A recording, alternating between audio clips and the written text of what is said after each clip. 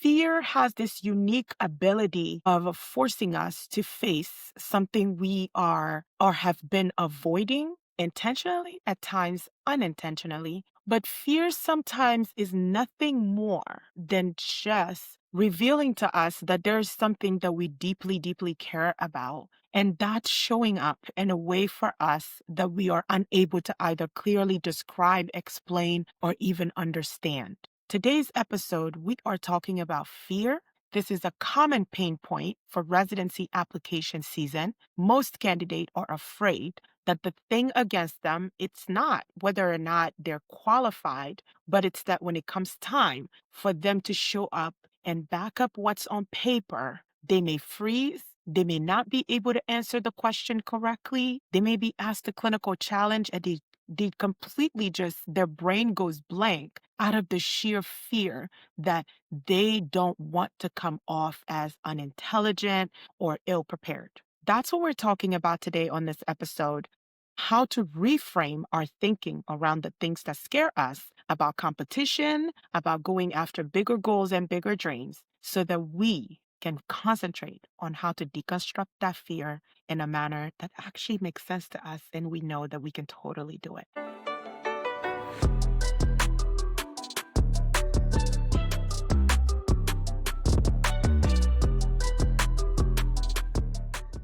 Hi, everyone. Before we get into the nitty gritty of this episode talking about fear, I wanted to talk to you about a challenge I launched last week. It's called the Residency Ready Challenge. This challenge is about preparing you for mid-year to match. Every day, I am releasing content in short bites that are going to give you homework every day. These are pragmatic things that you can do every single day that are going to help you take one more confident step towards a phase one match. If you've been following so far, you know that the content's been coming out and consistently coming out every single day with your homework. I appreciate all of you that have been participating from the beginning and sending me your feedback. But a plus in participating in these daily challenges is that you, with everybody that submits to me that day, will get entered into an opportunity to win the program or the service of your choice. A CV review, a letter of intent review, a mock interview, or a case presentation practice review with me. And so I hope you participate and I hope you know about it. I wanted to take this opportunity to talk about it a little bit with all of you here today. And now let's get back to the episode. Oh, everybody, good morning. Thank you for being here this Monday morning. Forecast officially opened last week, so I know that everybody has been busy. My inbox has been blowing up with a lot of one-off questions and different things like that. I love them. Keep them coming. Before we get into today's episode, I just want to go ahead and get it out of the way and ask you to support the podcast by liking and sharing it to continue to bring you this podcast. I really need its reach to continue to grow. But I also want to preface this with just saying thank you for the unbelievable support that the podcast has been getting. Yes, last week's episode was my first time hitting 500 downloads on opening week, which is very rewarding and very satisfying to see, to know that this type of information and content is what you all want to hear more of and more from me about. So I'm very grateful that we are nearing our first 1,000 download on the opening week, but I appreciate that. And I really wanted to just start by saying how much your support, the likes and the shares, and letting other people know that the podcast exists and that all of the things that I'm working on this side are truly, truly based on the feedback that I'm receiving from all of you that have been loyal listeners since day one. And so without further ado, let's just go ahead and jump right in on today's episode. Today, I'm talking about fear. The reason why I think this is a timely conversation is because when I was applying for residency, November was an incredibly difficult time period for me. This is when I needed to start thinking about how many programs I will apply to, who those programs, like what programs is it going to be that I'm going to go after, even if it's just for informal introduction and conversation with them. And then like, what is actually going to be my strategy for making sure that all of the work that I have done so far doesn't just go unseen and unheard. And this became a source of this massive anxiety for me that sometimes was debilitating. And it made it difficult for me to talk to people that I knew were in a position to help me, because people's visceral response usually tends to be for candidates that they believe are really competitive and will do well in the match is,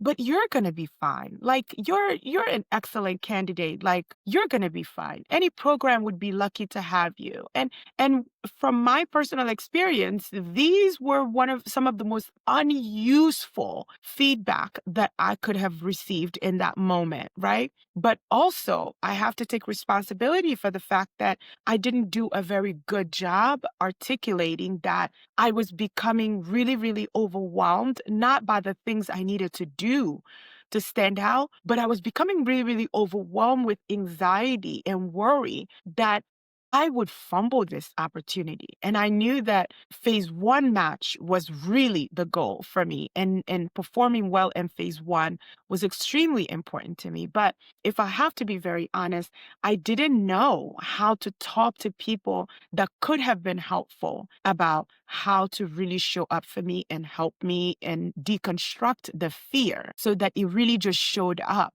as things I needed to do and things I needed to invest in, skills I needed to invest in developing for myself in order to make sure that the anxiety would vibrate a little less in the back of my mind. And that's what I want to get into today. And I'm going to keep it very practical with respect to some fears that you may have and how to turn those into actionable items. Before I get into the practical tools, I think I wanted to talk about the mindset component of fear. It is totally a state of mind, right? I'm no psychiatrist or psychologist, but I have had a lot of experience with being scared to do things. I am here hosting a podcast by myself, doing everything from production to publishing by myself. That had been an unbelievable fear that I had for a really, really long time. And it forced me down various paths that I had to explore before realizing that I needed to rethink the way I saw my fear of not being tech savvy enough and not having the time and not having the resources and not having the support to be able to understand exactly how I would need to do this, right? And so reframing fear is a huge component of being able to decrease that bite of every time it surfaces, how you do that. And so this is how we do that. The way you do that is you reframe the fear as a goal and an opportunity for you to develop something new or reinvest in an existing skill to take that skill from good command to perfection. In my case, when it came to doing the podcast, it wasn't whether or not I know how to turn on Zoom and hit record, but it was really about learning what opportunities are there for me to enhance my editing skills, investing in equipment, lighting, microphone, and the right software. It was an opportunity for me to literally gain a new skill, which is what are all the technical components of publishing a podcast.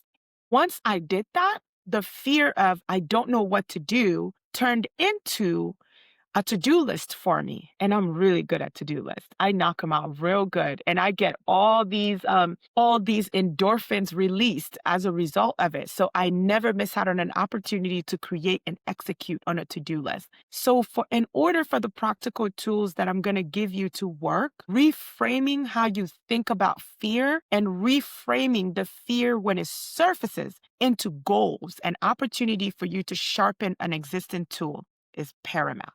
And one of my favorite quotes around fear is really one that I love. And it's like, courage isn't the absence of fear, it's movement in spite of it. And I think this captures what fear and anxiety really, really has been for me.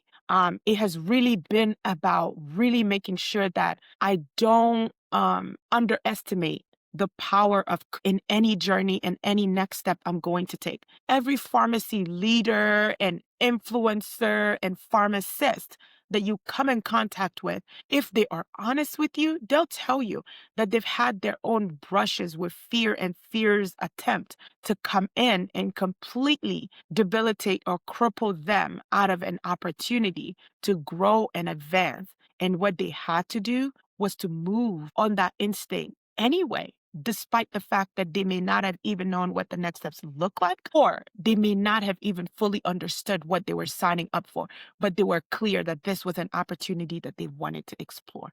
I think it's important that I put that out there, and that you're not necessarily taking a step forward with eliminating fear. It's understanding that I'm going to make this move anyway, even if fear is a part of the equation. And so the three practical tools I have for you in combating the fear that you may have today about match, about preparing for residency, it begins with tool number one, and that is naming it out loud. This may seem elementary, but it is a powerful step in understanding what actually is scaring you and how to stand up to it. We have to give the thing a name in order for the thing to become something that we can work on. Okay?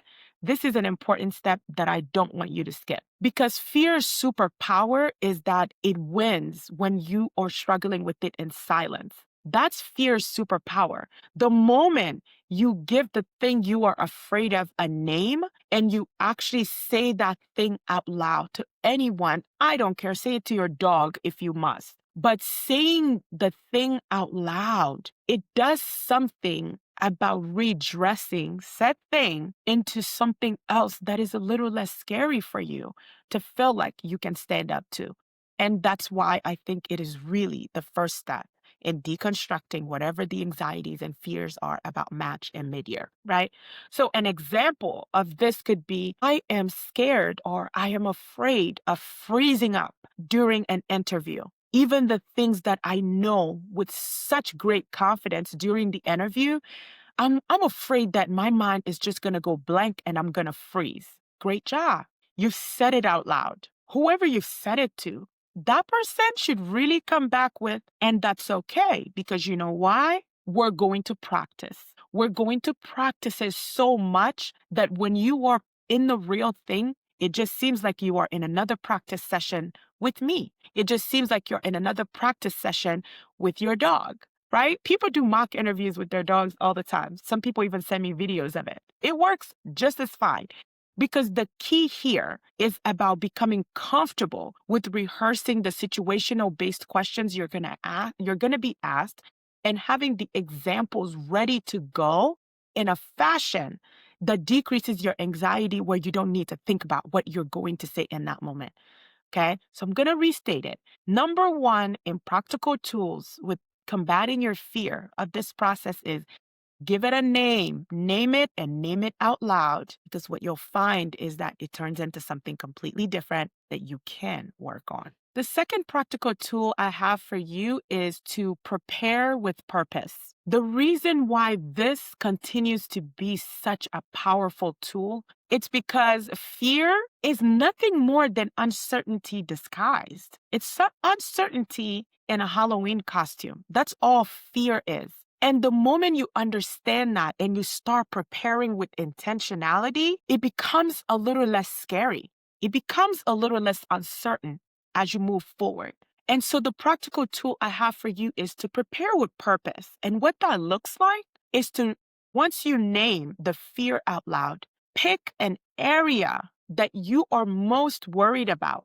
Are you most worried about networking? Are you most worried about the case presentation and the clinical challenge component of your interview? Are you most worried about case-based questions or the situational-based questions? What is it about the interview that gives you the most anxiety? Then I want you to prepare with intentionality by creating a micro plan around that. If interviewing is such a scary thing for you and you think you're going to forget your responses, isolate 15 minutes every day where you practice answering questions. Record yourself doing so. Listen to it back. I used 7 times in this one. By the third time you practice, you'll notice that the number of ums has decreased exponentially. But this practical tool is about the fact that there has to be some intentionality on working on the thing that scares you. And that requires a plan. You can either microdose it, 15 minutes of you practicing by yourself, you recording yourself practicing your responses, or doing that practice with somebody else, right? Tell me about yourself is not going anywhere as an interview question. And yet, I'm always so surprised that candidates are super ill prepared for it. It is a really awkward question to start an interview with, but it's not going anywhere. And so, as far as areas to encourage you to invest some time in, mock interviewing, practice interviewing, whether you're doing that alone or with someone else, can work wonders in decreasing your anxiety. Does networking concern you? Does networking make you kind of worry like, "Oh, I'm going to meet strangers and then I don't know what to say to them?" One of the challenges as part of the Resi Ready Challenge is developing your brand statement, having one single statement and sentence that when you deliver it, the person you're talking to, it immediately leads to follow-up questions, at which point you're just kind of bouncing back and forth with that person. It removes the awkwardness out of it. Working on your brand statement and working on your why statement, these are going to be exceptional tools that you can leverage to undress your fear and understanding that this is nothing more than my anxiety about the lack of practice I've had with networking. This is nothing more than my anxiety that I don't want to come off like I don't know anything or I haven't learned anything. So I really need to read this chapter, understand these practice guidelines. So when the question comes up, I'm prepared to answer them more than just superficially. But if they decide to take it up one notch up, I'll be ready for that as well. So that's the second tool. Each time you practice, each time you execute a practical goal towards combating your fear, all you're doing is familiarizing yourself with the anxiety. And what happens is you realize that by doing and by practicing and by executing these micro goals every day, you've figured out the antidote to your fear. That's it. You figured out the antidote to your fear because that's fear's worst enemy. The fact that you're actively working on deconstructing it, that's fear's worst enemy. The third practical tool I have for you is all of the work you're doing in practical tool number 1 and number 2, you need to reconnect that to your why. If you're tired of me talking about your why, we haven't even begun yet because when interview season hits, we're going to have a whole conversation about why it is such an important thing to have a purpose statement. Because the thing that fear does is it forces you to focus on a singular problem. But if you think about your why did I want to do this again? Why do I want to go through this again? It widens that perspective. Purpose forces us to widen our lens a little bit more, whereas fear, it narrows it. You find yourself fixating on one piece of the selection process instead of staying focused on the fact the selection process is a continuum. It's a whole process, right? And so the reason why retying everything back to your why is so important, it's because it reconnects you to the global reason why you decided to take this monumental step forward. And it focuses you on the fact that you don't need to have all of the pieces. You just need to know that the resources exist to help you figure out what all of those pieces are going to be and what they are. It's very important that you stay purpose driven because there are going to be so many steps in the journey that are coming that are going to knock you off your axis or try to knock you off your axis. Having purpose is how we make sure that it does not work. Okay. And there are some statements out there that could be really useful in reconnecting you with your why, right? If you need to write it down and take a picture of it and have it as a screensaver on your phone through the season, so you have a visual cue reminder no matter where you go, that's helpful. But write a sentence that could be as simple as, I chose this path because. Complete that sentence. What does that look like?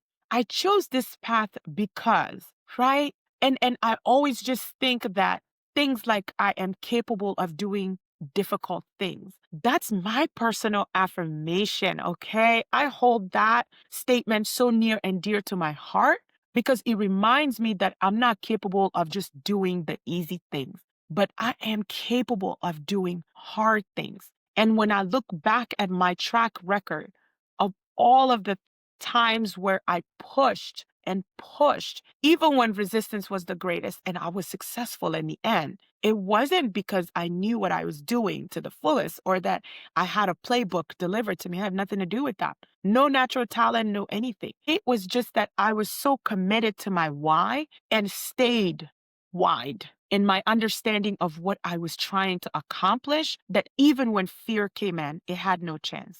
It had no shot. I kind of want you to start working towards accepting that fear is a part of the process, but not giving fear any space to take hold. And that begins with controlling the conversations you have with yourself, right? Work on your why. Having clarity about what your why is, it's going to be a game changer in the way in which fear surfaces and how you respond to it. And so before we wrap up, I just want to do a global review of what this episode really was meant to do. I wanted to help you understand that you needed to start with reframing your thinking around fear and leave you with 3 practical tools that are all about reframing, right? Say it out loud. Give the fear a name. Say it out loud. And then developing a plan to work on the fear with intentionality, right? As you prepare with purpose. And the last thing is making sure that you're not giving fear that power of staying too micro in the way you're thinking about the process, but having your why guide your way, right? Using that sentence, I chose to embark on this journey because, and completing that sentence for yourself, leaving visual cues for yourself that'll remind you why you decided to go down this path. I want to remind you again that the Residency Ready Challenge is up and it's fully operational. And I believe when this episode drops on Monday, Monday's challenge will also be about fear. I am asking you to redress your fear as goals, and submitting those statements to me will enter you in an opportunity to win a service from me of your choosing at no cost to you. As always, I am so grateful that you pick Monday to start with me and that you guys are downloading the episode. I'm definitely celebrating the 500 downloads on opening day. It's a first for me, and I need your help of getting us to 1K before season 1 wraps. I appreciate your time. I appreciate you being here. And as always, success is incremental. It's the daily steps that you are taking towards your goals that are going to move you further than waiting for the giant leaps and transformational leaps that you feel you need in order to feel like you are making or gaining ground. Thank you so much and have a wonderful week. And don't miss your weekly challenge. I'm bringing it to you every day this week. Okay, bye.